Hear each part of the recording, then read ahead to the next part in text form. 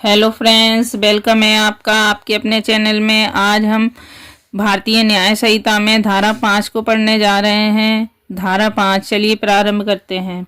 इस संहिता के अधीन किसी दंड का समुचित सरकार लघुकरण कर सकेगी अपराधी की सम्मति के बिना। ऐसे पढ़ेंगे तो हमारी समझ में बिल्कुल नहीं आएगा। हम एक उदाहरण के माध्यम से समझाते हैं। चलिए प्रारंभ करते हैं। एक व्यक्ति ने किसी व्यक्ति की मृत्यु कर दी है और न्यायालय ने उस व्यक्ति को मृत्यु दंड से दंडित किया है, तो इसमें समुचित सरकार मृत्यु दंड को आजीवन कारावास में परिवर्तित कर सकती है, यानी कि उसका लघुकरण कर सकेगी।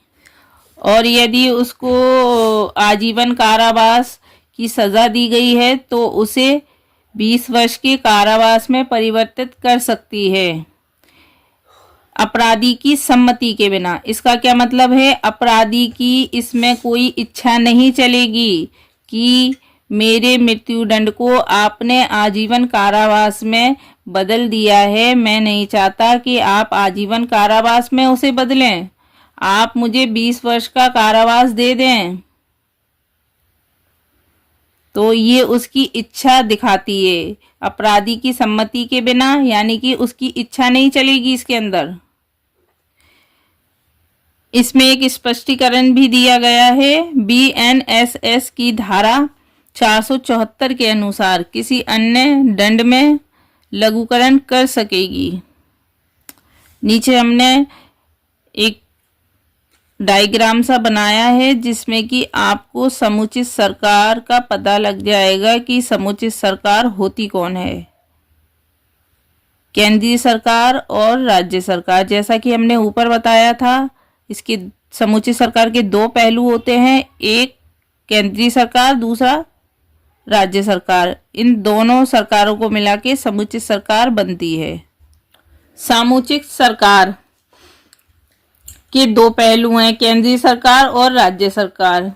किसी दंड की अवधि को कुछ दशाओं में केंद्रीय सरकार कम कर सकती है और कुछ दशाओं में राज्य सरकार।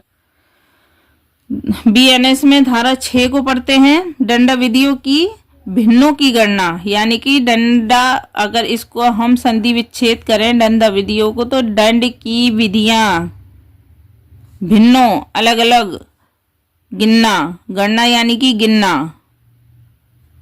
अन्यथा उपबंधित के सिवाय आजीवन कारावास को 20 वर्ष के कारावास के समतुल्य गिना जाएगा। धारा 6 को हमने ऐसे पढ़ा तो बिल्कुल नहीं समझ में आ रहा है कि धारा क्या कहना चाह रही है। अब हम आपको एक उदाहरण के माध्यम से बताते हैं।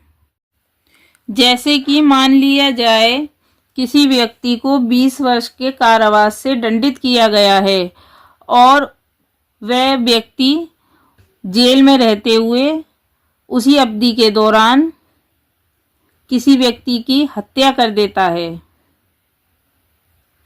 तो उसका जो दंड है 20 वर्ष का, उसमें ही काउंट नहीं होना है। उस व्यक्ति को जिसने हत्या की है, उस हत्या के लिए उसे मृत्यु दंड दिया जाएगा या आजीवन कारावास दिया जाएगा। जैसे कि इसमें लिखा है, अन्यथा उपबंधित के सिवाय 20 वर्ष के कारावास के समतुल्य गिना जाएगा। किसको गिना जाएगा? आजीवन कारावास को। किन दशाओं में? मृत्युदंड ना हो उन दशाओं में।